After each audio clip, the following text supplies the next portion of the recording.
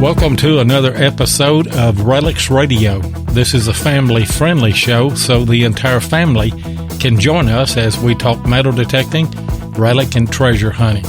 You can also call into the show at 270-495-0315 or join in the chat and post any comments or questions you might have. RELICS Radio is also now syndicated on the Cutting Edge Radio Network and is broadcast around the world. You're listening to RELICS Radio of Southern Kentucky and Middle Tennessee.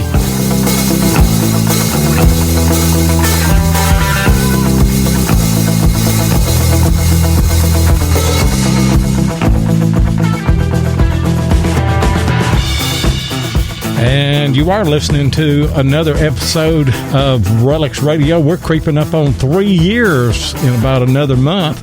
Want to welcome all of our live listeners tonight on the Spreaker app. And we also want to welcome all of our syndicated listeners on the Cutting Edge Radio Network. And as I say each week, we know that you're not always able to listen live, and you have to catch the archives. And you can get those on Spreaker. You can get them on iHeartRadio, iTunes, Apple Podcasts, Spotify, Podbean. It'd probably be easier for me to tell you where we're not at, and that's nowhere. We're everywhere. We are the world-famous RELICS Radio. And I'm your host, Digging with Seven. And I'm your co-host, Tennessee Jeff. I'm back, Seven. Been a rough week, but I'm here tonight. So, well, we're going to have a good show. Yeah, we are. So glad that your dad got to come home, and hope that he is better. But, we understand you had to take care of family things when they come up. I mean, this doesn't take precedent over that. No, it doesn't. But we also want to give our condolences to Sean Stump. He lost his mother. Was it today or yesterday? I don't know. We just seen the post today, so I don't know. And Sean is a member of the RELICS Radio group here. He's part of the family, and so our condolences, as Jeff said, to him. We know what a loss is like. Jeff and I have both lost our mothers, and so we understand the sorrow that comes with that. You will better be able to deal with it as time goes on, but it will never go away. I mean, it will always touch your heart, won't it, Jeff? It sure will. And, I've come to realize it didn't really set in until the last week or two. And, of course, Dad, his health is failing him. And losing both parents close together, I'm sure is very hard. I haven't done that yet, but I hope he is around a long time. But anyway, I want to say thanks to everyone for the thoughts and prayers last week on the show. I went back a couple of days ago and watched the archives, and I just want to say thanks to everyone for the thoughts and prayers. Yeah, it's great that we have a family like this on the radio that we can lean on when we have those situations, and we got a great group here. Everybody is attentive to the needs of everybody else, and it's not just because it's Jeff. They will do that with anybody in the group. They'll reach out. So just a great group that we are members of here. And as I said there in part of the intro, can you believe that we're coming up on 3 years on this show? That's what I was about to say. Another month or so, and then 3 years. Time flies. Yeah. It doesn't feel like a year yet. It really doesn't. No, we started in, I think it was November the 2nd. We started in 2017, and we had Keebs on as our very first guest. And that night, Keebs told us, said, now, if you make it a year, I want to be on the show again next year. And so it was November the 2nd last year that we had our anniversary show, and we had Keebs on.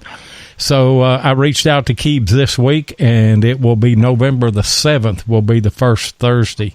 And that will be, well, it will probably be a week after 3 years, but I wanted to keep it in November. And Keebs made the same statement. He said, man, doesn't time fly? And I said, yeah. And we've come a long way in 3 years. Quite a bit different show than what we started out with.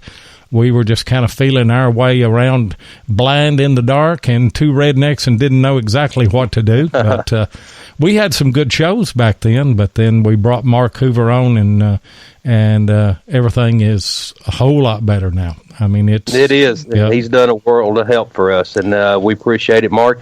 And then, of course, with Loy hooking the generator up, and we can have all the storms we want. We can still have Relic Radio every Thursday night. I've done that. We've done that twice. We've had two shows that. We had one show where the power went out 5 minutes till.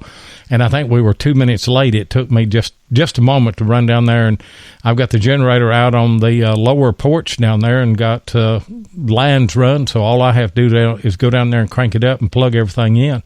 Doesn't take but a minute, and we've had to do that on two shows, and so, whatever it takes to get through it all. But That's yeah, right. we got a great show lined up tonight, and we sure do. We got a somebody's going to be very happy. Yeah, somebody's going to be very, very happy. And then of course we also have a great guest. Yep. Who's our guest, Seven? Well, before we do that, I just wanted to say, I know the winner of this Simplex, and I'm happy to announce that it is not Mark Sloan. So all of you can stay with us here tonight, and be sure that you stay with us, because later in the show, we're going to tell what Cohen was in that jar of marbles, and we have picked the winner out of that. And you're going to have 3 minutes to call in, and then you will win this Nokta Makro Simplex Plus. And I'm not saying it just because we're giving it away. I've really looked at this machine. I really do like this machine. I think this machine is a game changer. And we'll see, but that's just my personal opinion. And we got somebody on here tonight. Tonight's guest is a mild-mannered tech nerd by trade.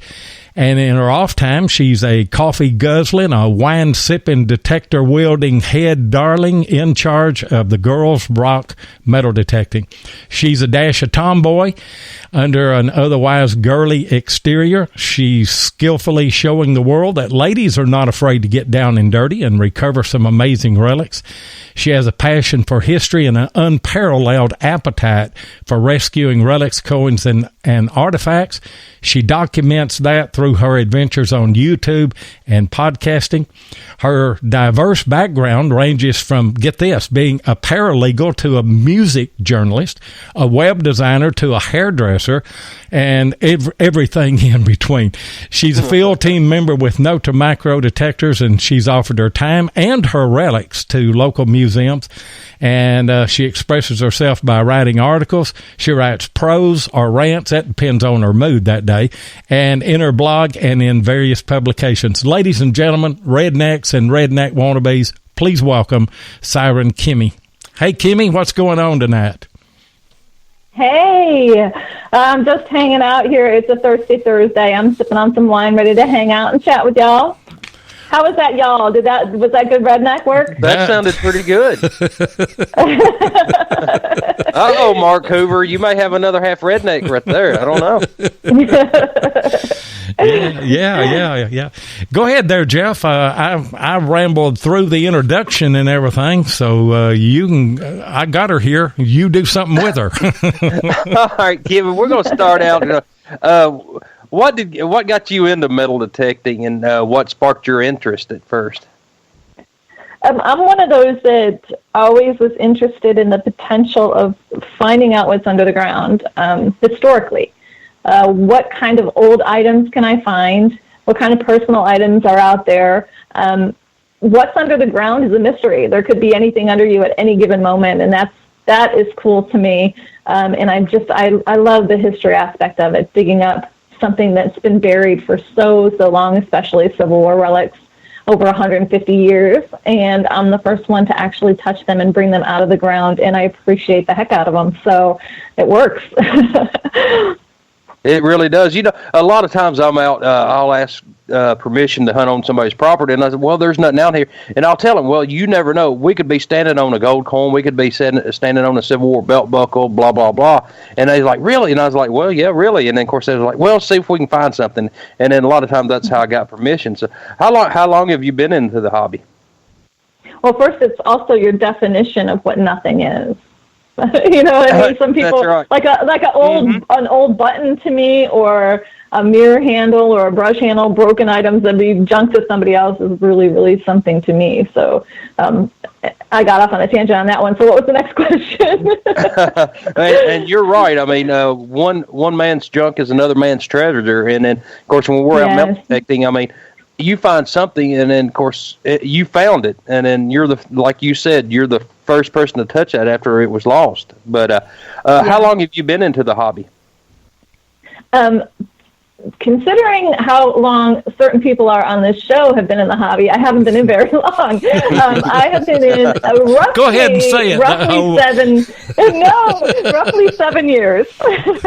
Well, that's pretty good. I mean, that's like 3 years. Well, I've been in three more years longer than you, so I mean you're doing pretty good. So yeah, that was her backdoor way of calling me the old man. That's okay. Yeah, that's okay, Kimmie. Everybody does it. I would never do that. Never. But you know, you're talking about the appeal of this is when we get a signal, and there's always that anticipation when you get that signal. You want to know what that is, and the more you do it and the longer you stay in the hobby and the better you know your machine, then you start guessing. Mm-hmm. You start saying, I bet that is so-and-so, or that sounds like this item or that item. And so there's the anticipation to say, am I right, or am I really, really going to be surprised, and glad that I am surprised. But there's just there's the appeal of pulling something out of the ground and holding it and knowing and wondering the backstory of that relic or whatever it is that you found. What were those people doing? Who were those people? What was their name? You know, was this valuable? So you're like me. Yeah. You're like me, and you romanticize it too, don't you? Like you put a whole story of what the person was doing there, and what their life was like, and what, you know, you can build a whole entire story on it, you know, just on speculation, and that part is fun too, because it could be anything. You could be right. You don't know. Yeah. What was he doing when he lost his button? What was he doing when he lost his belt buckle? I mean, and we just, like you said, fantasize about it. So. Yeah, and you know, there are certain things that you find that you know were heartbreaking to lose. They're not worth anything now.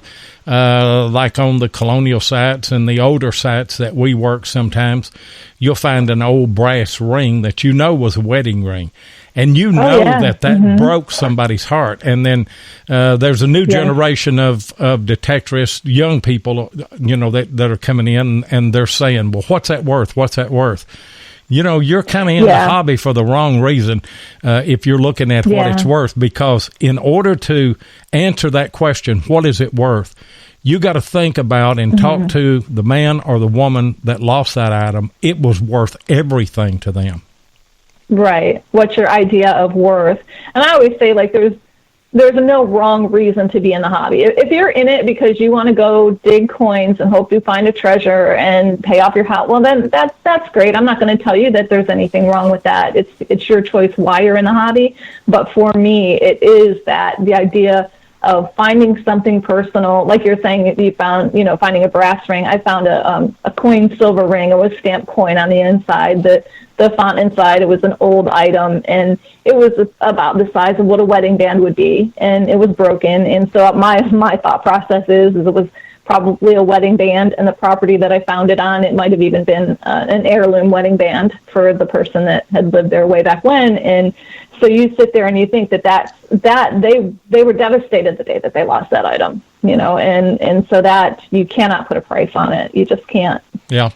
Yeah, I hope I wasn't misunderstood. I don't think that is the wrong reason to get into metal detecting. I just think that... No, I wasn't trying to say that. Yeah, I just I just think you're going to be disappointed if that's your motivation, is to get rich. Especially considering people are looking like, oh, what's the coin worth? And what's the coins, especially when you dig them around here, we have very sandy soil. We don't pull out pristine coins. Yeah. And so they're dug coins, and they're not going to be worth that much, And that's why I always crack up. People are like, oh, don't rub your coins and don't that. I'm like, look, if you knew what the soil is over here, it's damaged. It's not going to be a show coin, trust me.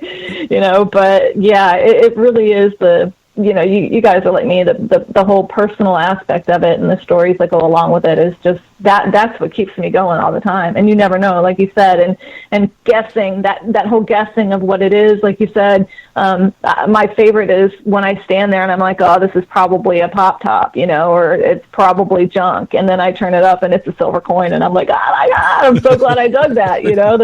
Those iffy signals that we question whether we should because we're so tired of digging pop tops all day or nails or whatever it might be. And then we just take that chance and find something epic. And it's amazing. I mean, it really is an amazing feeling. Yeah, it is. We need to take a commercial break, but when we come back, we're going to talk about what kind of metal detector that Kimmie uses. We are very excited to announce that Calico Metal Detectors is now the major sponsor of RELICS Radio. Calico Metal Detectors has provided customers with the best metal detectors and accessories for over 60 years. And they offer the largest selection and best deals on metal detectors guaranteed. Calico Metal Detectors features only the very best of treasure hunting equipment that'll help you find coins, rings, jewelry, and relics both on land and underwater. From gold pans to metal detectors, they carry the hottest selling products on the market. And Calico is just a phone call away, before, during, or after the purchase. You can call them at 855-246-2586 or visit the website at www.calicodetectors.com. And we are excited to be associated with Calico Metal Detectors and also affiliates of Calico Metal Detectors. So if you're ordering something and you call in your order, be sure that you tell them that you are calling in because you heard it on RELICS Radio. And I'll make one other comment before we turn it back over to Kimmie and talk to her about metal detectors and what she's using. We want to welcome Delik Ganyale of Nokta Makro. She's in the chat here tonight. Don't know if you saw that or not, Kimmie, but she's here. I didn't. I did not see her. Hi, how's it going? Yeah. What kind of metal detector are you using right now? What is your go-to machine? I am currently using the Amphibio Multi. That is my new favorite machine. Though I'm going to have my hands on the Simplex soon, so we'll see which one wins. But right now, it is the Amphibio. And, we were talking, all three of us, prior to the show, and I told you, that I've looked at this Simplex. I did an introduction video on my channel that just introduced it and gave some of the specs about it and everything. I'm really, really carried away with that machine. I haven't had one in my hand yet, but I've just got a feeling that this is going to be a game changer. But my hand is itching. My hand is itching, waiting for it to get there. Do you hear that, Delik? Our hands are itching. We need to get that machine in our hands. But I don't know. We gave away an Amphibio, but I don't know that much about that machine. Tell us some particulars about that machine. What do you like about it? Multiple things. I'm going to start with one of my favorite things is the fact that it's telescoping, because I like to be able to shrink this sucker down and be able to run in the woods, throw it in my truck, take it into my office, go on my lunch hour. It's real compact and easy to get out there. But the thing that surprised me about this machine, I really, really was shocked at the target separation that it had. I knew it was touted to be a deep seeking machine, and I was going to be able to take it out on the spots that I had pounded out and find some deep items. What I didn't expect was to go out there and find things in an area that I pounded out that were not so deep, that were masked by, say, iron or a stainless steel needle, or like the first time I took it out, within 15 minutes on a pounded spot that I hit, I found an Indian head penny and I found a silver dime. And I was blown away because I didn't realize it was going to be that good on target separation. So that would be like my number one favorite thing about it. The other thing is just the ability to kind of refine it. It's a little bit more of a machine that I had been using in the past, so there's a lot more to it. There's a lot more, notching out and discrimination and different modes. And right now I'm actually working through the modes because it's such an amazing machine, and there's so many features that I'm actually even still learning like all the features on it. And being a relic hunter, I'm one of those people that kind of runs it all out. So I started right off with deep mode, which was it was amazing for me, and then I'm running through all the other modes now, trying like the 2-tone and the 3-tone, and it's just really impressing me, the depth of it, and also that target separation. Man, how do you like the 99 tones? I've been running mine in 99 I like tones. it. I like the 99 tone, but I'm almost feel like if I have it in 99 tone, I might as well have it in deep mode and listen to everything, because there's so much information in your ear at that point. And my old machine, I was running on like all metal, and so I was used to listening, and I would often run it with the iron audio on. So I'm used to listening to all the different sounds. So I've done the 99 tone, but I also like that deep mode. If I were to choose between the two, I end up in the deep mode. Okay, next time I'm out, I'm going to try the deep mode. I've only tried it like a couple of times, but mainly just run it in 2-tone and 99 tones. But I mean, it has a lot of features, and I mean, it's going to take a little while. It's got a little learning curve, and but if you work with it, I mean, it's going to be a great machine. Yeah, it already has been for me, and being a relic hunter, I'm just now starting to try to mess around with doing some coin shooting, and so I'm doing the different programs. And Darnell, Hello World, I don't know I'm sure you know who he is. Mm-hmm. No, he's been digging up some crazy silver coins, tons and tons of silver coins, and he's been running the 5-tone, and he's kind of refined that, and so I'm starting to try to mess around with that a little bit. And see if I can kind of sniff out some coins in that mode. And but there's a lot to learn. But the cool thing about the machine is especially as a relic hunter, because it's automatically set for 2 tones, which is good for relic hunting to begin with. You can turn it on, you can ground balance it, crank up the gain, and go. And I really like that aspect of it. So it can be as complicated or as easy as you'd like it to be. And I've come to say this machine's built like a tank. I mean, I don't believe you're going to have to worry about anything breaking on it, because I mean, it is built like a tank. And I'm not going to lie, I'm hard on machines. I'm I'm trying to be gentle with it. I really am, but I am tough on them. They tip over, and they hit the ground hard sometimes, and so I've been really impressed how rugged it is. It really is. What do you think about the new pulse dive from Nokta Makro? Oh, it's awesome.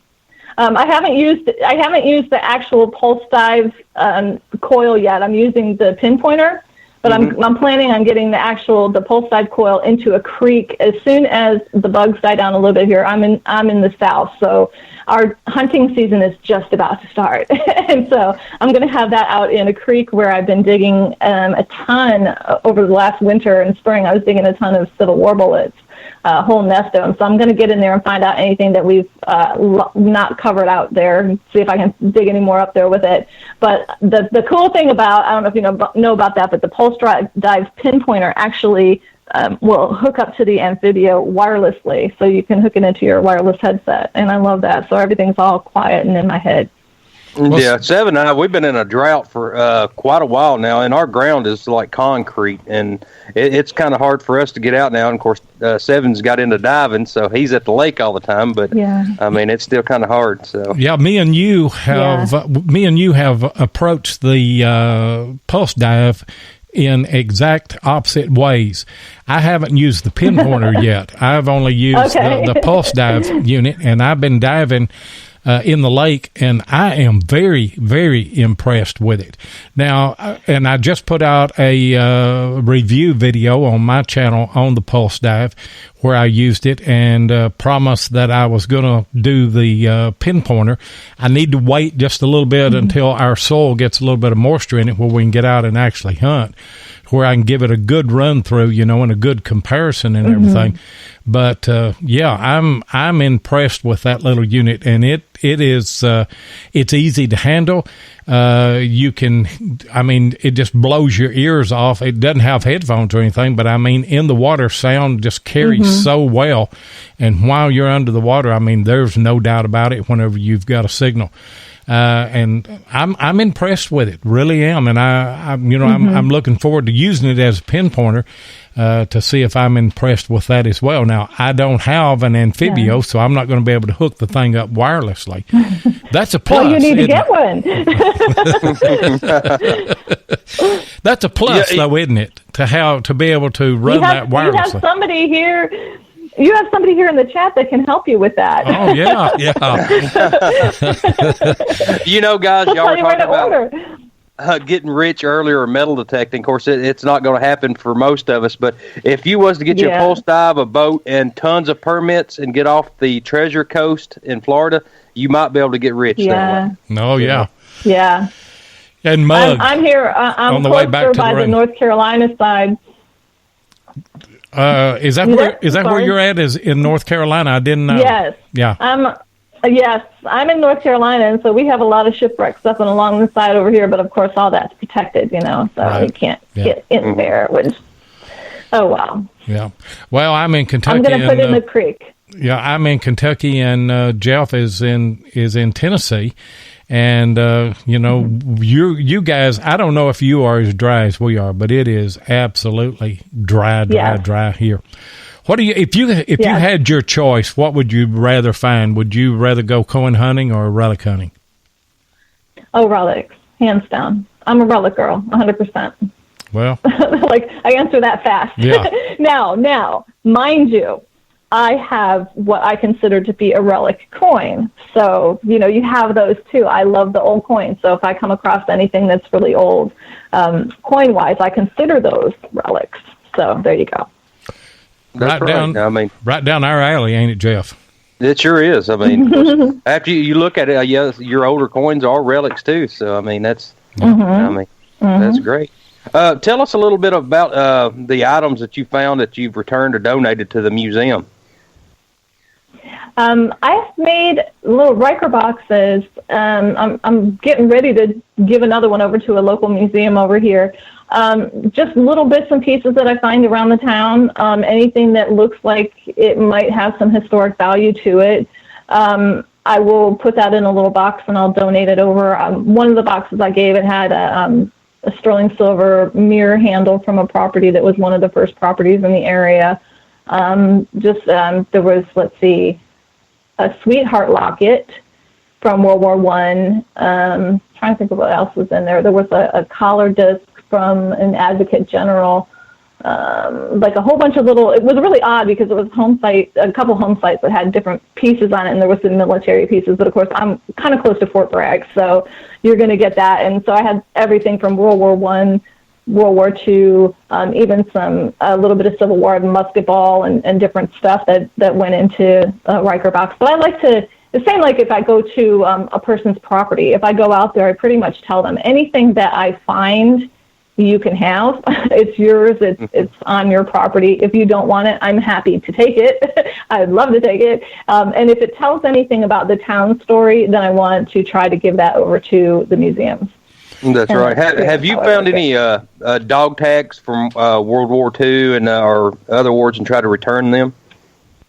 I have not, but funny enough, my friend who, I don't know if you know about our group, We Rock Metal Detecting, but my friend, of course, I'm Girls Rock Metal Detecting, and he is Heavy Metal Detecting, and we have a We Rock Metal Detecting site. He actually has found 2 World War II dog tags, which we've together found and enlisted Angela's Angels. I don't know if you've ever heard of her. She helps to locate the owners of dog tags. A really, really wonderful person who is very, very giving and happy to help out and doesn't charge anything to help you out. So basically, we've brought 2 dog tags over from the UK to the United States, which is really kind of cool. So, but I have not personally found a dog tag. Wow, man! Surprisingly, considering I'm right by the military base. Yeah. Well, see, we're 7R. We had a lot of World War II maneuvers, and then we had World War II camps pretty much everywhere. And I've found several myself. I don't know how many 7 has found. I haven't found any dog tags. Any at all. You've never found any? No, we didn't have any maneuvers up here in Kentucky where I'm at. So the only chance I would probably have is at some of those spots that they use down there in Middle Tennessee, you know. No, okay. I didn't know if it was just here or there. Go ahead, Kimmie. We find things like collar discs and, we found some sterling silver jump wings and some really cool items, but just never the dog tags, surprisingly. Yeah, I found those things, but most of those are probably at a house where somebody was in the military and they brought it back. We need to take another commercial and we'll be right back. Hey, 7, we's looking good in our new RELICS RADIO t-shirts. Yeah. Ken and Mark Guthrie of Detectives.com done brung them to us. Yep. And they makes other shirts, too. Yeah, boy. Detectives.com can handle tees for your club, hunt, or any other promotion folks may have. Uh-huh. They even got the Wide Pride shirts. Yeah, them boys does the manatee crawl. Yeah, scooting on their bellies. That's what I said. The manatee crawl. Looks like slugs eating jelly. So whether you hunt horizontal or vertical, tell the folks where they need to go, TJ. www.detectives.com. Going a little old school there, pulling out of the archives and getting the old Manatee Crawl Detectives commercial. I still love that commercial. It was a ball to do, and thanks once again to Jeff Ford for putting that together. He's the voice behind that. I was the brains and he was the voice behind that. So, but check out detectives.com if you've got any shirt needs. They've got sweatshirts. They've also got hoodies. They've got the cooling towels. They've got everything that you want. Okay, Kimmie, everybody wants to know, where did you get the name Siren? Oh, I've had the name Siren Kimmie for a long time. That actually goes back to what you alluded to with the intro for me there, my music journalism days.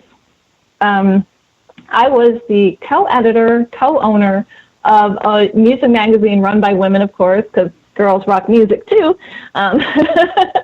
And we were known as the Score Music Sirens. So you had myself, Siren Kimmie, and my best friend, Siren Christie.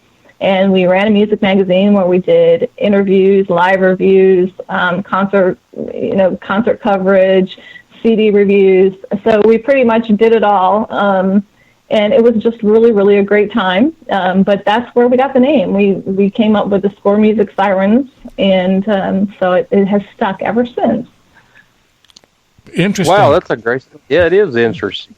Everybody always asks me where I got digging with 7, and I tell them, I said, it's just real simple. That was my baseball number, and that was our boys' number, so it's kind of a special number around here. And so a lot of times, it's just simple things that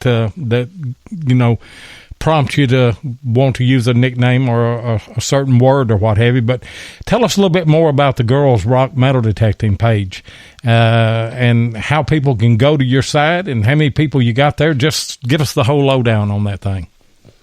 The best way to find anything and everything Siren Kimmie and Girls Rock Metal Detecting would be going to girlsrockmetaldetecting.com. We have a whole load of people who are my friends on Facebook, but also who are fans of the page, Girls Rock Metal Detecting. And attached to that, we also have We Rock Metal Detecting, which is a brand new group that we started, like I said, with heavy metal detecting. And of course, my friends over at the 1800s Club, we all started this group together, and it's already up to almost 800 people, and it hasn't even been out that long, so I'm really proud of that one. But everything can be found at girlsrockmetaldetecting.com. It's a supportive group that encourages women in metal detecting, but that we are digging right along with the guys, just hanging out and enjoying and supporting women in detecting. And by the way, guys, in the description on this video, I do have the website. I've got your personal Facebook. I've got the Girls Rock Metal Detecting group there. I've got, what else have I got on there? I've got your YouTube channel. My blog, probably. I've got your blog on there. And I've got your Ello, and I've got your Twitter. And you're like me. You're everywhere. I don't know where you find the time. Instagram. I'm all over the place. Right. I type really fast. I type, of course, you saw in there that I was a paralegal. So right. I type up to 90 words a minute, so I can fly stuff off really quick. Wow, 90 words a minute. Well, I'm still a chicken pecker. Yeah. You hunt and peck, yes. That's perfect. Yep. Hey, whatever works. I know some people that can type really fast like that. But I get friends in conversations online, and they'll just be like, "Can you talk to me on your phone because it takes you longer and I can keep up." It's just like my fingers fly, and sometimes even faster than my brain, which is not always a good thing. So. Well, when you work as a journalist, you had to do it every day, and it's kind of automatic. When you think it, your fingers are already doing it, and yeah. Of course, mine get a little ahead of my brain every once in a while. That's the redneck in me, but that's the way that is. And by the way, we haven't said it, but congratulations on being named a Nokta Makro Nomad. What an honor that is. Yes, thank you. I'm very excited about it. I'm very, very excited about it. How did that come about? I think it's going to be a wonderful adventure. What's really fun is I like to say that it happened completely organically, because it did. I originally was asked to do a voice commercial for a podcast, and for Nokta Makro. And I said, well, okay, it wasn't about an endorsement. It wasn't about anything. Just do a commercial, and in payment, you can receive product. I said, well, okay, I've had my eye on the Amphibio for forever. So we kind of worked that out. And then I got my hands on the Amphibio, and I started using it, and I was sharing my finds and my excitement. And I was just so thrilled with the machine and what it could do, and just so impressed by it that, again, I can type really fast, and I'm on all these social media places, and I'm talking about it and how much I love it. And so I got into conversations with Nokta Makro, and before you know it, here I am.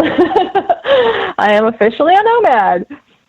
Good deal. Can we look forward to seeing a video of you and Mr. Darnell Williams together? Maybe. It's not unheard of. Right now we don't have any plans, but he keeps teasing me. He's upset that I'm not going to be able to make it to Pound the Grounds, or we would be out there hanging out digging. And but I hope one day that we can all get together, all of us, and get out there and go digging. Even if we don't do it all at one time, in across time here, each of us get together and do some digging. It'll be a lot of fun. He's great. Right. He's a great guy. We had him on the show here when we gave away the Amphibio. And by the way, I guess you guys are sensing a pattern, because we're going to give away the Simplex Plus tonight, and we've got another Nomad that's going to do that. But whenever Darnell was with us, he gave away the Amphibio, and we laughed all during that show. He is just such an outgoing personality, isn't he? Doesn't he have the best laugh ever too? Yeah. He's just you watch his videos, and he's like, I can't even imitate him. It's not even a good imitation, but just when he finds something and he gets to laughing, it's pretty fun. Yeah, he's a super nice guy. Yeah, if you're having a bad day, it doesn't matter. You go watch one of his videos, and it'll lighten you up. I mean, great videos, and of course, I can't wait to meet him. I really can't. And he's kind of one of those people that you just know he has joy in his heart. You know what I mean? That's right. Exactly right. And when you don't have to be around him and talk to him, but just a little bit, And he's the real deal. I mean, that this guy is he's down to earth. And he just you just feel the integrity that I think that he has. Yeah. I mean, and what's really funny is when one of the things that I am always concerned about, like if I'm going to be joining a team, like who else is on the team with me.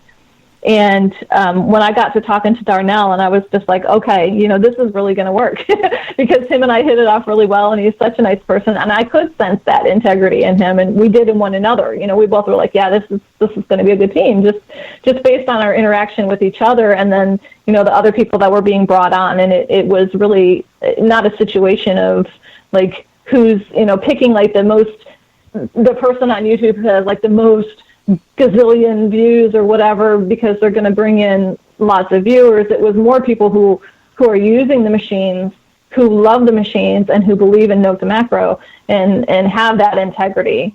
Because if you don't have credibility in your team, then your team's not going to do any good for you. And so I was really, really, really pleased with when I started talking to Darnell and realizing that he's a person of an integrity and again somebody who just has joy in his heart. He's just a really nice person. And it impresses me with Nokta Makro that's the course that they took. They didn't look at who had the most subs. They didn't look at who was having the most views. I think that they looked for that genuine quality of character and integrity whenever they begin to select the nomads. And I think that speaks volumes about this company. I agree. That was kind of what capped it off for me because I really, that told me even more about them as a company. And I was really impressed by that myself. I don't want to put you on a spot, but you and Darnell and you're going to? Yeah, I'm going to. That's my job is to do that. But Darnell is a nomad. You are a nomad. Can you think of any others? Sure. We got Scott here in the chat right now. You see him? He just said, well said, Kimmie. There's one of our nomads right there. Have you seen, I don't know if you've seen IB Neal out there. He is another one. Oh, Lord, you're going to have to get Dilek to read off the rest of the names. But those are the people that I've been chatting with the most lately. Yeah. And John, of course, the Hunter GT. We can't forget about the Hunter GT. He is a really, really super nice person as well. And those are the people I've actually been kind of introduced to and talking to. And but I know there's some in here. So you guys, if you want to stand up and raise your hands in the chat there, I see them all. Yeah. And we're going to have Scott. Scott's going to be a guest sometime, I think, in October. I don't know, but I think that's what Mark said. Sometime in October, Scott is going to be. So we're going to have a full lineup of nomads this year. It looks like. Mm-hmm. How many nomads do we have in Canada? How can I forget Dwight? I just saw the name come across the bottom. Dwight from the New Age Goonies. Right. Yeah, he's another really nice person. Yeah. See, I worked all day today, so please forgive me if I left any names out. I didn't mean to do that. Well, Amy, can you imagine getting Dwight and Darnell together? I mean, oh my goodness. I would just want to sit. I just want to set my seat down and just watch them. And I mean, that's That would be better than cartoons. I'm telling you, that would just be like the best. Delic has come to our rescue right here, and I hope I pronounce all these. But out of Texas is Darnell, out of California is John, out of Florida is Dwight, Scott's out of Illinois, Jason is out of Massachusetts, and Kimmie, you're out of North Carolina, and Neil is out of Oregon. So she gave us the list right there. She bailed you out. And I knew that saved me. Yeah, I knew that it would kind of put you on the spot, but I figured that the ones that you would name are the ones that you've been more interactive with, early on, and I should have. Well, the fact that I didn't mention Dwight is crazy because him and I we were trying to do some research on a mystery item, so it wasn't for lack of love. It was just a overworked brain. So I apologize for that. But they're all nice. Everybody I've talked to so far in the group are all really nice people and people of integrity, which is just amazing. It's a great team. Yeah, just blame it on me. I put you on the spot. Hey, let's take another commercial break here, and we'll be right back with Siren Kimmie.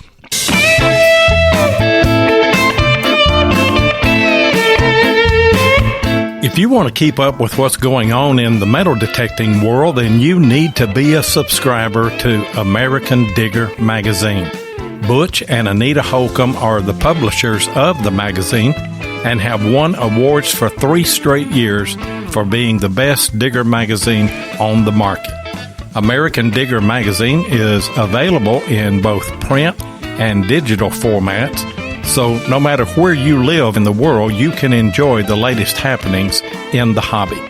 You can get in touch with American Digger magazine by going to americandigger.com or give them a call at 770-362-8671. And be sure and tell them that you heard it on RELICS Radio. And as most of you know, I am the producer and also a co-host on the American Diggers Relic Roundup podcast every Monday night at 9 o'clock Eastern with the legend Butch Holcomb and Jeff Lubert. And by the way, both of those guys are going to be at Pound the Ground. Just about everybody's going to be at Pound the Ground. Well, Jeff was going. He's not, he can't go now, but just about every organization that I am associated with, everybody was going but me, and I couldn't get away to go. But anyway, check out American Digger magazine and check out American Digger's Relic Roundup every Monday night. Hey, Kimmie, can you tell us about some of the people that have influenced you in the hobby, some of your mentors? Do you want to get a little weepy? We've been known to do that before. We have. We've done that. Yes. Well, I have had not the best luck over the past 4 years. I have lost a friend every year the past 4 years, and 2 of those friends were my mentors in the hobby.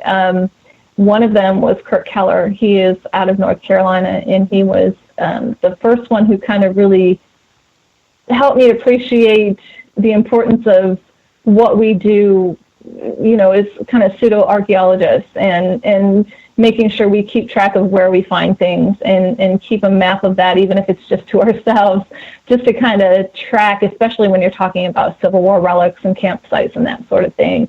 And giving back to museums, and he was really big with a museum where he came from and the Historical Society where he's from. And then my other friend, Steve, he is the one who taught me how to door knock because, as you know, I don't know if we have any out of country people here, but in the United States we do this thing and it's called door knocking, and we kind of walk up gingerly to the front door, knock gently, and smile big and ask for permission to detect on people's property. And it's not the easiest thing to do, especially if you are like me and you're an introvert. Yes, believe it or not, I am an introvert. It's very difficult to get out there and knock on that door and put yourself out there. And so my friend Steve, I watched him do that, and he was one of those people who he had this kind of personality where, like, the minute that you talked to him, you felt at ease. And he showed me how he could just roll up on a property and start talking about his passion and talking about the area and the knowledge that he had, and people just seemed to light up. And I was like, you know what? That's the secret. That's the secret to door knocking. Just go up and talk about your passion, and you can't lose, you know? And so those are the 2 people, and the 2 people who I think would be absolutely the most proud of me being on the Nomads and kind of stepping out there and doing that. And those are my 2 huge mentors in the hobby, and I miss them dearly. But you can tell that they've had quite an impact on your life and have probably helped you become the detectorist that you are today, and helps you hugely. Yeah. And I do appreciate you honoring them and mentioning their names and giving them credit for what they've done in your life. You know, some of the best finds that we find are the people that we meet in this hobby. Yes, that's true. And what's really, really cool is 2 of my favorite items I actually found with each of them, which is amazing. I have an 1854 seated dime that was drilled, and it was in a Civil War campsite. I wear that around my neck in a locket, and then I had found that with Steve. And then my CS tongue, which was my prized possession, which, when I found that, my friend Kirk, he was floored. I love to tell this story, so I'll tell it to you really quick.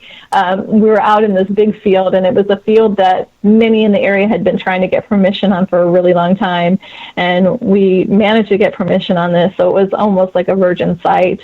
And of course, people go at night and dig, so nothing is really a virgin site. But so I was out there, and I was detecting, and he was kind of wandering around, and he was just there to visit. He wasn't there to dig, he was just there to visit, which he often did. He hadn't been digging in quite some time, and I had just gotten him talked into getting a detector, and he was going to start getting back out digging before he passed away. He was out there with me, and he was kind of pacing, and he will tell tales, and he'll tell stories, and he was literally just like, explaining the landscape, and he had such a wealth of information.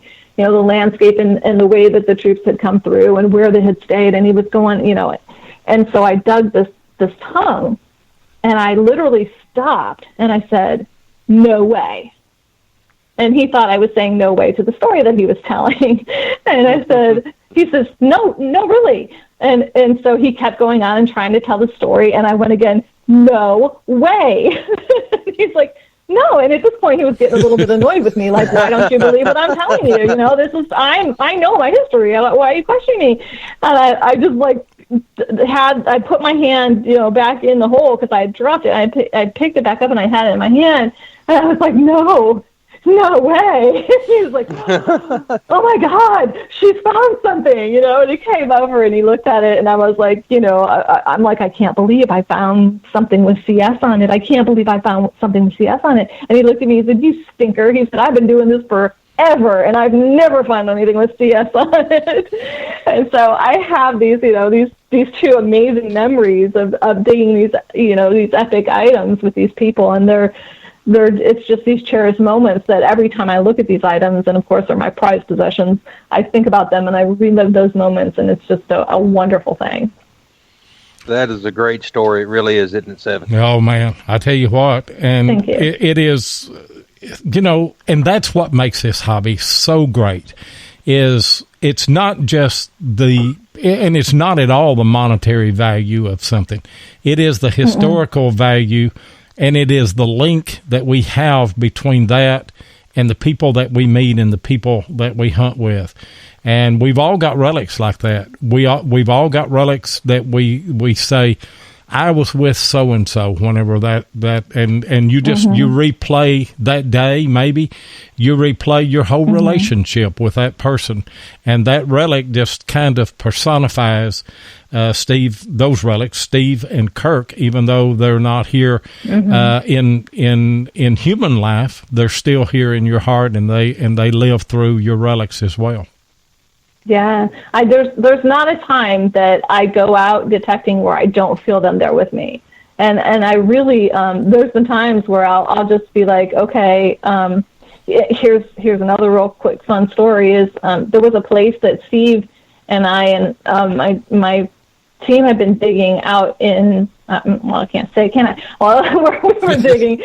He took us to a place and introduced us to this man who was just this incredible older man, and he was a storyteller, and he was just one of those old salt of the earth kind of people. And so, the man, I didn't really pay attention to where we were going, where Steve was driving. We were just kind of went out with him, and then after he passed away, I was like, I would really, really like to try to find this spot that we were at and find this guy, and I only knew his name, but I couldn't remember where it was. And so I'm looking at the map and I'm trying to think of different landmarks and what have you, and I literally just said, "Okay, Steve, help me find him," and within a couple of moments, I just kind of zoned in on an area, and I realized I had found it.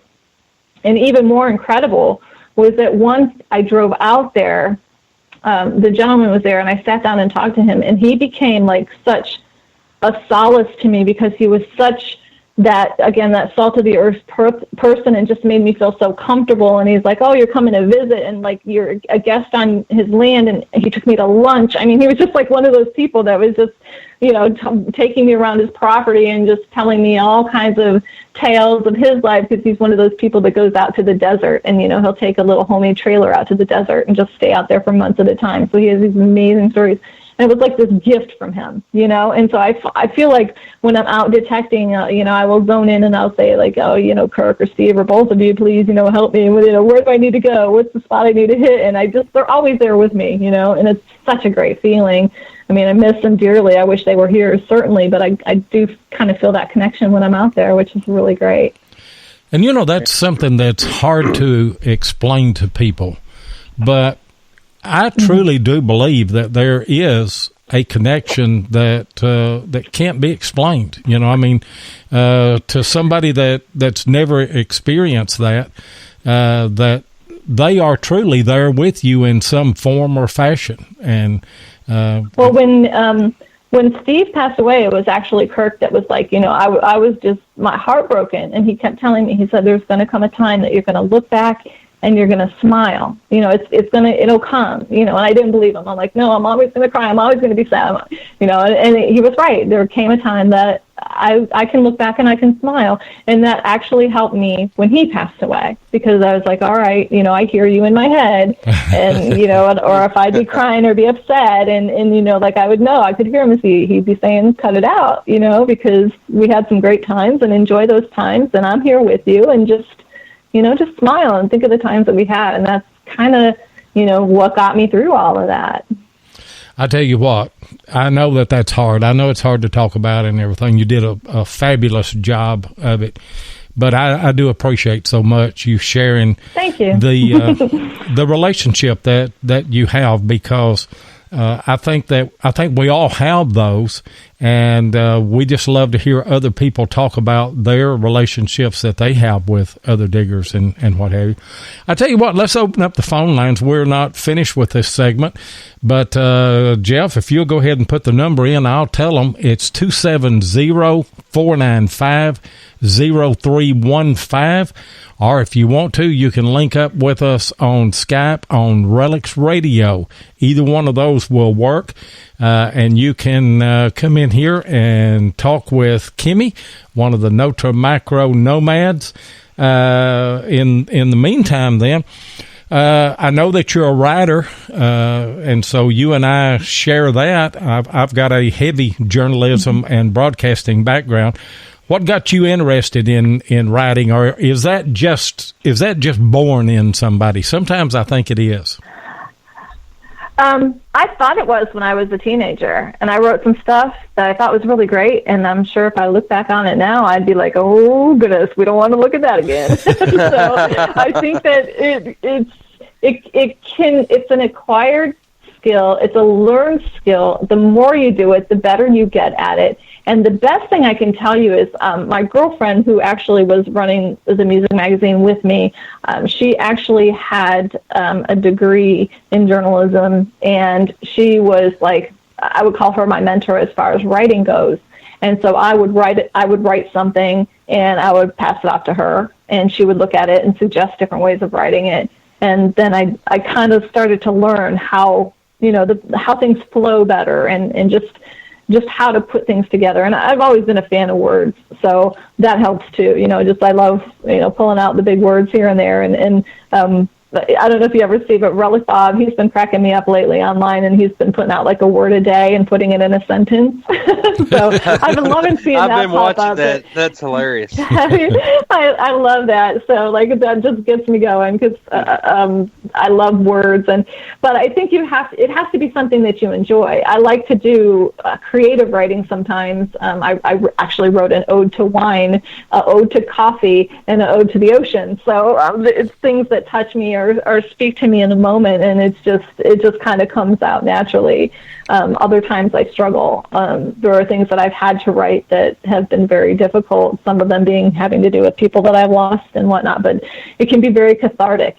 It's when I write, because it helps me get my head together a lot of times. Yep. And then other times it's just because I feel like I've got to get stuff out, it's just, or maybe I think it's something positive that can help people, or that, something that's obvious that should be said, that, like a head check for other people.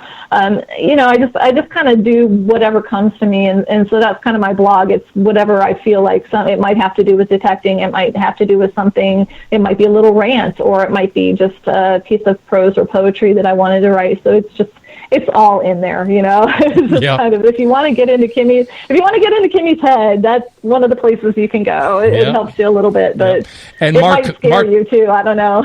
Yeah, it does. And Mark Hoover said he wanted you to write an ode to Half Redneck. And by the way, we've got one of your friends on the line right now. Hello, world. Well, hello, Darnell. Hi, Dee. There's that laugh. There's that laugh. I was trying to say that I can't. I was going to try to imitate it, but I can't do it, Dee. I cannot do it. I know. I heard you trying to do it. I had to work late today, so I was listening to it while I was at work and on the way. So I heard the conversation. I heard it. But I told Kim I was going to have a question for her, but she thought it was going to be this question that might embarrass her or anything like that. But it's really not. It's something that we talked about before, but between me and her. So the question is, what best advice can you give a person that's transitioning from one brand detector to another, especially if they're new to the hobby, trying to go from an entry-level detector to an advanced detector? Hey, what's the best advice can you give them? Great question. Perfect. Did we really have that conversation? Yeah, remember we were talking about this. Okay, but it doesn't matter. It doesn't matter because I know how I answered anyway. With me, I went and kept it simple. I think the best thing that you can do, especially if you're going from a machine that has limited features to a machine that has a lot of features, like the Amphibio is crazy because, there's so many things that you can set on it. The best thing to do is start simple and then learn. Oh, and simple ties into the Simplex, doesn't it? Look at that. So start simple and then learn, so maybe go with the programs that are already there. Don't try to mess with the settings too much, and then learn as you go. Get out there and start listening and dig everything. You've heard this time and time again, especially when you get a new machine, because the tones might not be the same from one machine to another. So get out there and start digging every signal so that every repeatable signal, so that you know what those tones are and what they mean. And then before you know it, you're going to start getting the hang of that machine. Good answer, Kimmie. Good answer. So I told you, baby, to handle it. I told her that. I said, whatever question I give you, you will be able to answer it easy. And she did. Hey, Darnell, I've got a question for you, and I know that you're going to be able to answer it, but how good is it to be named a Nokta Makro Nomad in the same company with the other folks that are Nomads as well? How great is that? Well, it's for me, it was an opportunity that I'm glad that door opened for me. And I knew a couple of the people before that, but once the list came out and I started seeing who was all on the team, then I was like, yeah, we're going to have a good team as long as everyone represent Nokta Makro professionally. Right. That's the kind of team that I wanted. Not to be hot-headed or be bashing. I just wanted a team that was going to carry the Nokta Makro team with pride, but also humbly and do it professionally. Mm-hmm. Yeah. See, he knows. Yeah. Well, and so the team that we have, I think it's a very good team. I think so too. I don't know everyone personally, on the team, as far as having them on the show and getting to talk with them and getting to know them. But we're getting there. We're having different ones that are coming on, and I am thoroughly impressed. I'm impressed with the company, Nokta Makro. I'm impressed with the way that they went about selecting you guys as nomads, you folks as nomads, because they didn't go after the people that the general public would maybe define as the superstars. They were looking for people that were genuine, that loved this hobby, that had integrity, and I think they've done a great job with it. I think so too, man. Kimmie talked a lot about that. Yeah. Mm-hmm. Yeah, that was one of the things we hit it off with right away, is that integrity thing and finding that in one another, which was something we both agreed was very important within the team. Again, to speak to credibility. And one of the good things for you people that are going out to pound the ground, Darnell is going to be out there, and I think also Scott, right? Because Nokta Makro is actually a sponsor out there, and apparently they're going to be, if you see in the chat there, they're going to be giving away a lot of stuff. So make sure you check out the tent over there for Nokta Makro and visit with Darnell and Scott. That should be a lot of fun. And by the way, that's coming up October 5th and 6th, I believe.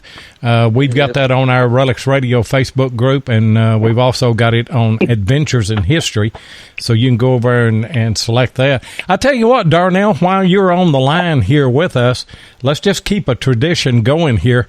What do you think, Jeff? Let's just go ahead and give this Simplex away while we've got two of the Nomads on here. I think it's appropriate, don't you? Yeah, I think it's appropriate. Let's do it. We can't do it any other way.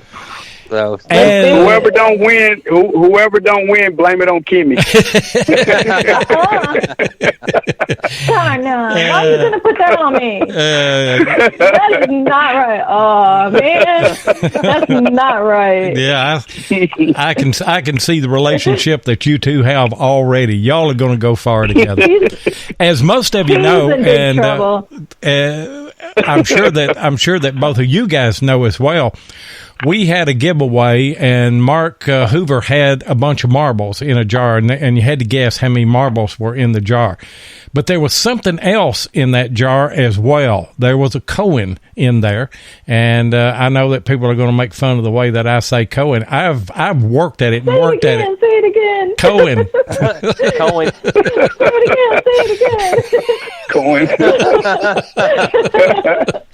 But anyway, it was a really good coin too. It was a real good coin. Yeah. Anyway, I need to practice my red knights at Cohen. Did I do good? I don't know. I mean, when you say it and when I say it, I think it sounds the same, but obviously it doesn't, because everybody kids me about that. And Massachusetts. There you go, Barb. I said it right. But Barb showed me how to say that. She said you got to put that chew. Massachusetts. Yeah, you got to put that chew in there somewhere. Massachusetts. Massachusetts. Yeah. But anyway, there was this Cohen in there, and good. And there was a hint in the post, and some people picked up on that hint. That hint was half redneck, so it is a $50. And it turned out to be a barber $50. So some of you know that you are close or that you are out. So what we need then is we need to find the date on this barber half. Nobody guessed it exactly right. Now, I'm going to name off some names here. I've got some names in order. The closest one, and you've got 3 minutes to call in to RELICS Radio at 270-495-0315, and Jeff will put that back in the chat if your name is called. But the person that got the closest, that actually guessed the mint, which was, it is an O, was David Pearsall, and he guessed 1900 O Barber half. David, if you are here, I'm going to start the timer right now, and you have 3 minutes to call in to RELICS Radio 258-257 and claim this prize. And by the way, we want to thank our sponsor, Calico Metal Detectors, for making that possible. And we also want to give a shout out to Nokta Makro for making this machine. And I've already said it 3 or 4 times on the show. I think it's going to be a game changer. I can't wait to get my hands on one of these. Have you heard of the upgrades that have been done to this thing? No, Well, I don't know that I have. Oh my gosh. It's going to be, like you were saying before, it's going to be a game changer. I mean, according to the tests that are going on right now, I've heard a few things about the tests out there, and this thing is going to be really, what started out as being an entry-level machine has become an amazing, my new thing when I talk about the Simplex is that it's going to be the machine that grows with you, because it appears like it's going to be so simple to use, but then as you want to learn the items, you can learn it, and it becomes a better machine for you. I think it's just really going to be an incredible machine. I can't wait to get it out there so I can test it out and get some videos done to see what it can really do. But I'm with you. I think it's going to be pretty amazing. Here's the additions that are on here, the ground balancing and everything that's been added to it. God, it looks like it's going to be a light machine too. Oh yeah. Mm-hmm. Yeah, they're talking about what's the weight on? I think like 2.9 pounds or something. Yeah, it's not. It's light, but it's not heavy. Yeah. You know what impressed me more about it than anything, and it was probably because I was in the water a lot, is the fact that it's waterproof. I cannot believe that you've got a machine with all of these features that is actually waterproof. Right? Yeah. And wireless. And wireless. You're not going to stick the wireless in the water, but the waterproof, a wireless machine that is also waterproof.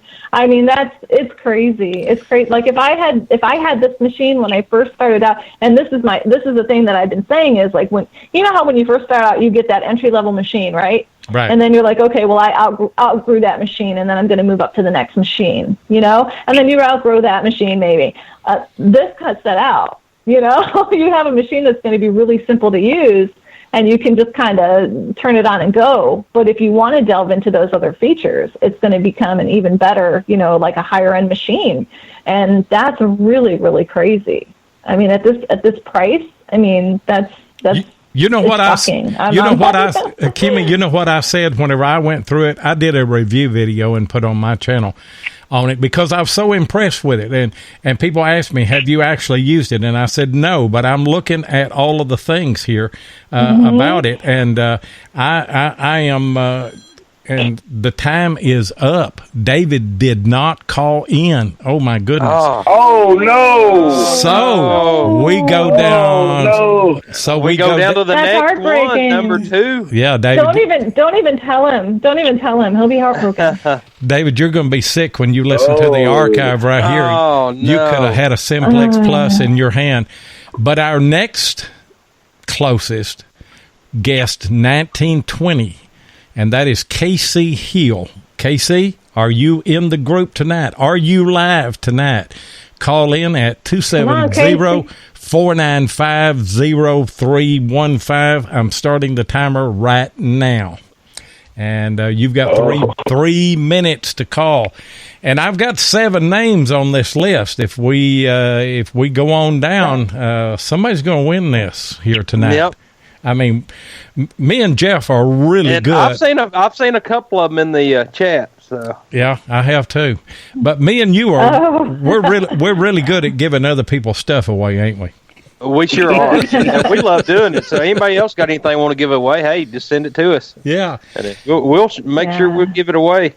And somebody said the suspense. Oh man, killing them. And now, Kimmie, you get to see what Darnell got to enjoy when we gave away the Amphibio. Well, this is fun, isn't it? That was big fun. Yeah. Mine went on the first time though. Yeah. Oh, so are you blaming me again? I mean, really, are you blaming me again? I'm not, Kimmie. I'm not blaming you. I know I'm gonna hear it later. So. Well, Seven, our first detector we give away. It took 30 minutes to give that one detector away. I don't know. I think that was a competitor, and we probably won't mention that on here tonight. But, yeah, we had one that I thought we was going to have to give to one of our wives. And, by the way, Jeff's wife won an Amphibio at the Chattanooga American Digger Relic Show. Dadgum her. And, it's funny. Of course, I was sitting there. I was filling out for it and everything, and I just pitched her a card over there. I said, well, go ahead and fill that out. Sure enough, on the way home, of course, we was coming back. My mom was sick, but we got a phone call from Mark Hoover, and he said, "Have you talked to Carolyn Harwick?" And I was like, "No." And he was like, "Your wife won that detector." And I was like, "Really?" And of course, she was all excited, and she still hadn't used it. So she's a hairdresser, and of course, she doesn't get out much metal detecting, but I'm trying it out for her anyway. Jeff, how are you liking it? That's awesome. How are you liking that Amphibio, Jeff? Oh, so far I'm liking it pretty good, and then it's going to be a great machine. Of course, it's going to have a big learning curve, and of course I always have my detector that I'm used to, so I'm just going to have to put them detectors down, and of course I'm going to have to just use the Amphibio. So, but it seems like it's going to be a good machine. We got a call come in. It's not KC. It's Greg Weems. What's going on tonight, Greg? Hey, guys. How are y'all doing tonight? I just wanted to call my Nokta Makro USA team. I'm the admin on that other page. Mike Harrod invited me to help him on the page since he knows I love Nokta Makro machines and stuff like that. That's awesome page. And just want to say congratulations, guys, on that. And, you'll see me thumbs up on all your stuff and all that. Y'all are doing an outstanding job. And, let these people know what, and Darnell, hello, Darnell. Hello, world. You're tearing up that military base, man. You are tearing it up. And everybody, I just put it out there. Y'all are talking about the machines, but I'm going to talk about the page real quick. Nokta Makro USA on Facebook. Everybody come and join and see what's going on. And I appreciate what y'all are doing. And as being a moderator on several different pages, y'all are keeping it above board and professional, and everybody's happy and complimenting everybody. No one's having to get called down or anything like that. It's just a beautiful page. And I like showing my friends what y'all are doing, because my Racer 2 taking it out there and around the Mobile area. I have a couple other guys with their favorite machines, and they would always kind of look like, I heard about that, but come check my signal over here, and hey, I'm finding the same thing, guys, and I think my machine's deeper than yours, but let's keep digging. So I just want to say real quick, guys, that y'all are doing an outstanding job. And thank you. We appreciate what you do, too, for real. Hey, no problem at all. It's fun. It's a blast. All right, y'all. Good night. Okay, thanks for the call there, Greg. Good night. And appreciate it. Yeah, and by the way, KC didn't call.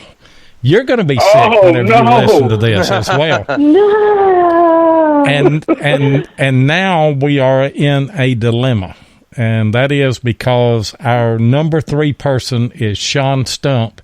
He's the one that we mentioned earlier. His mom just died. He guessed 1922. I doubt that Sean is here. I seriously doubt it.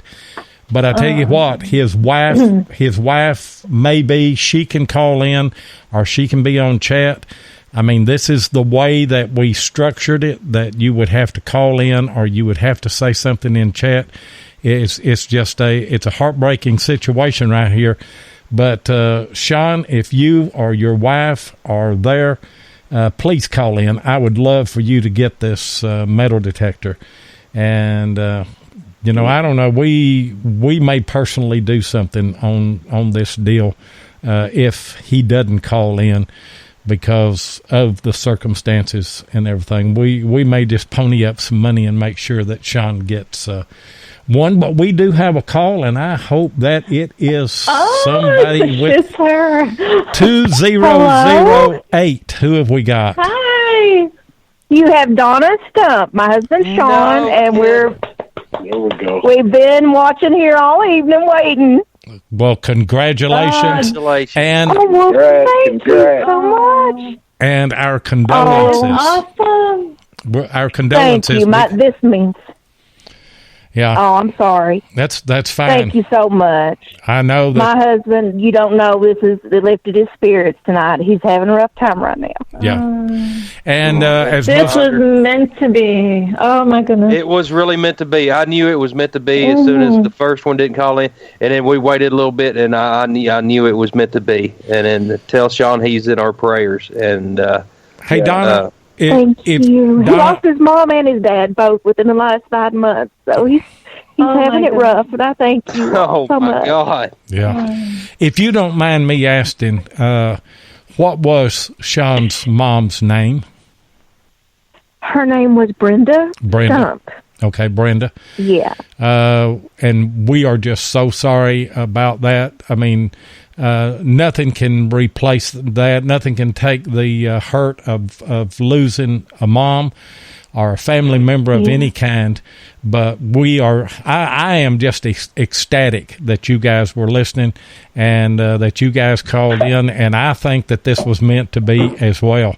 And absolutely. What do you think about that, Darnell? Thank you all. This is I think that's awesome. so wonderful. Yeah. Thank I'm you blown all away so much. Wow. Really, it was just wonderful. I've been wanting to try out one of these, and I may take it from him, or we'll have to share. Or I hope you do. I mean, yeah. You know, girls rock metal detecting. Come on. Oh, I know. I love it. I go with him every day. We go out and we metal detect at least 2 hours a day. Well, he's lost 25 pounds doing it. He was the VA told him that he was going to die, that if he didn't get out and start moving around, but he had leg injuries and he couldn't run or walk very good, but he can metal detect. Yeah. And so we've been doing that since May, and he's lost 27 pounds, and he's great. in so much better shape. It's amazing. It's been a miracle for him.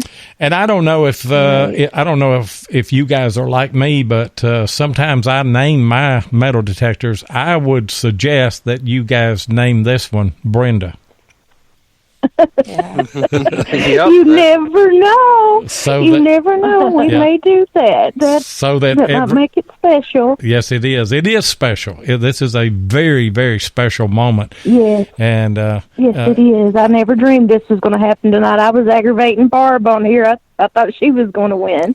Barb was on down, and I tell you what, we're going to go ahead and take calls, or you can say I'm here in the chat, because we've got 4 other people, and we've got 2 more prizes that we're going to give away tonight. Oh, so Barb wonderful. Barb could win one here tonight. Barb won one Monday night. Yeah, she won one Monday night on American Diggers Relic Roundup. Sure did. Did she? Wow. Well, that's cool. I tell you, I'm so happy for her. Yeah. And I'm getting messages. We got everything in the world going on here. This is an emotional moment right here. Yes, it really is for us. Yeah. We got 4 people left in this. Mark, he's sending me a message, and he only sent me 3 names, but we've got 4 people left in this. But anyway, Donna, you know Mark Hoover, right? Have y'all ever messaged back and forth or anything?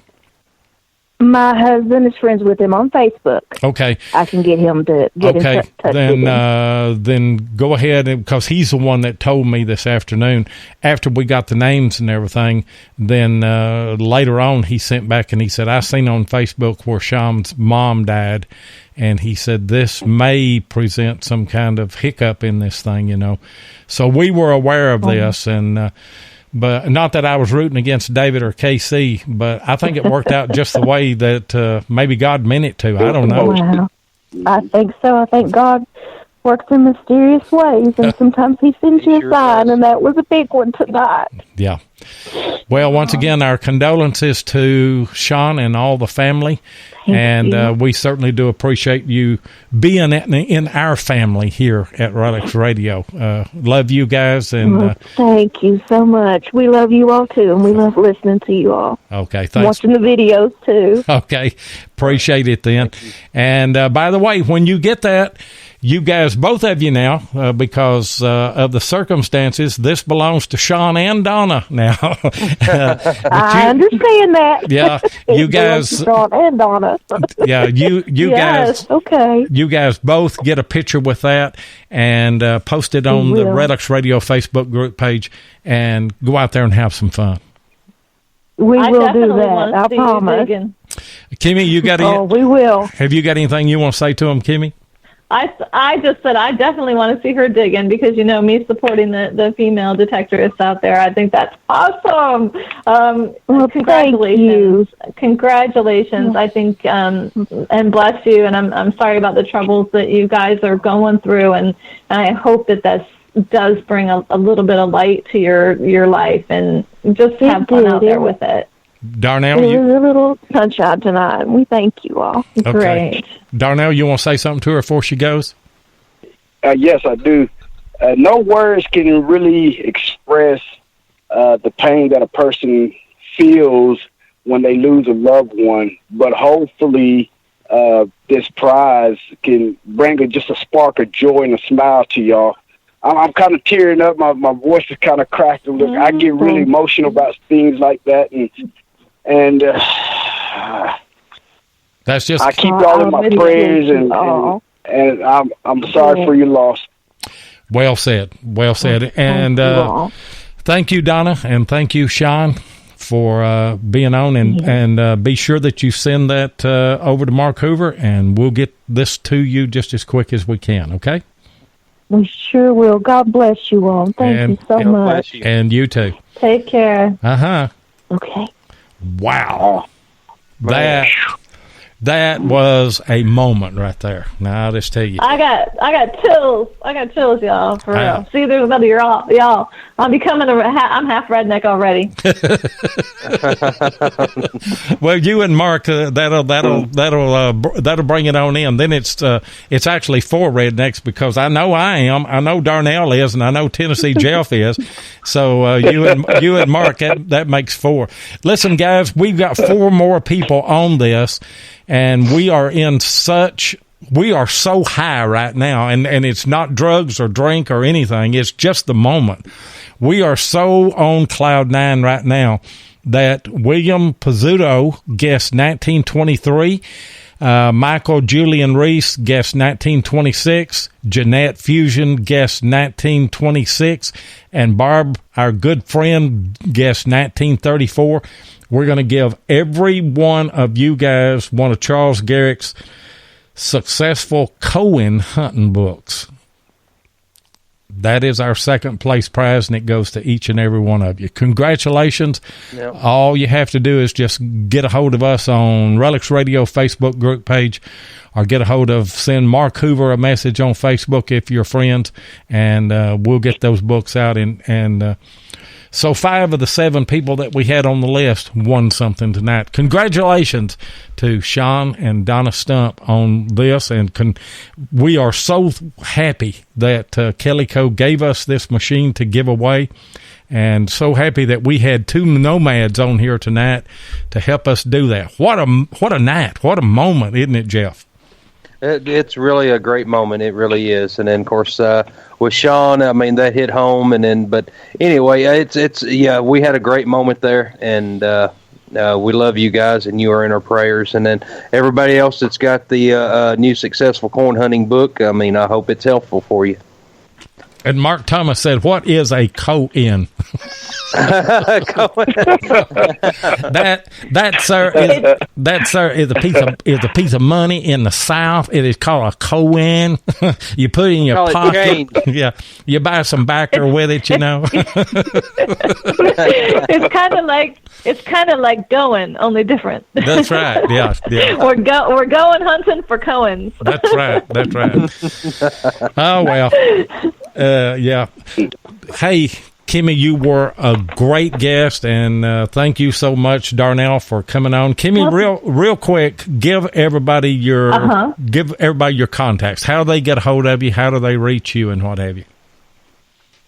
girlsrockmetaldetecting.com. That's got everything you need. It's got my blog. It's got my YouTube channel. It's got Facebook groups, Facebook pages. It's everything. So girlsrockmetaldetecting.com. girlsrockmetaldetecting.com. I like that phrase. I can say every one of those words. I'm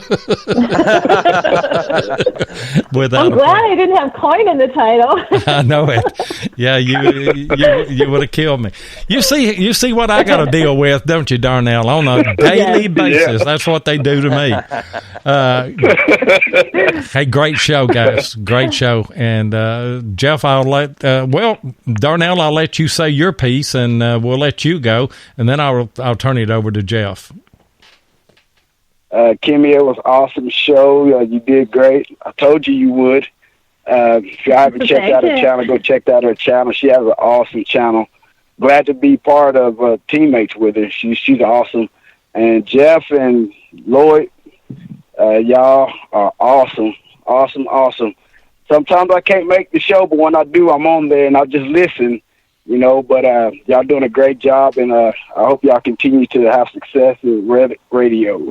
Thank you so much. Also, y'all can go check out my channel, too, at Darnell Hello World, Metal Detecting Williams.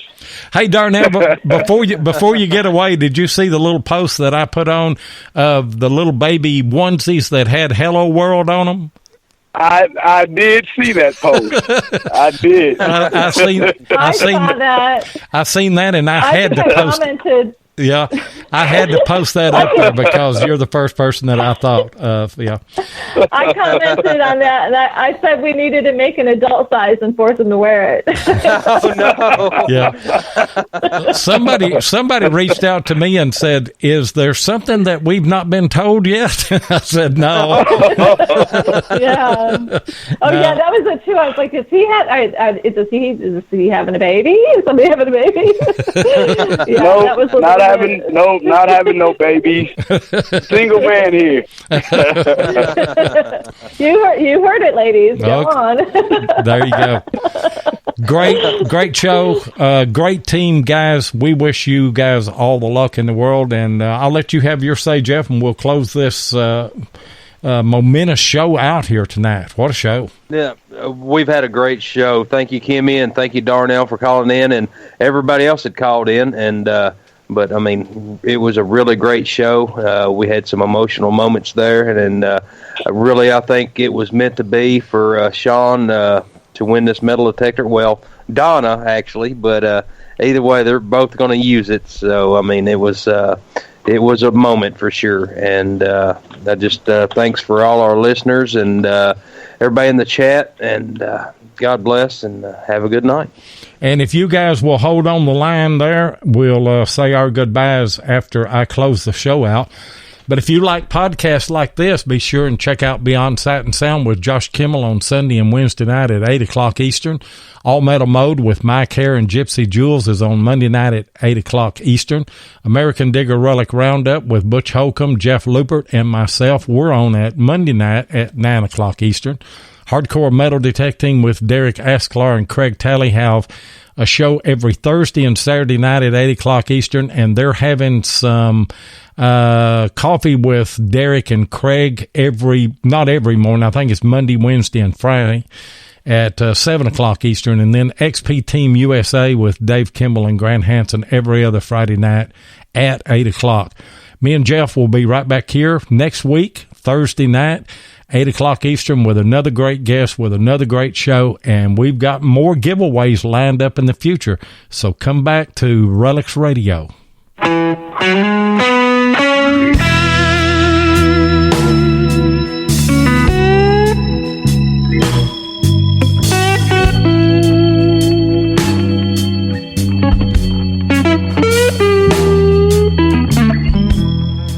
Thank you so much for joining us tonight on RELICS Radio. We really do appreciate it.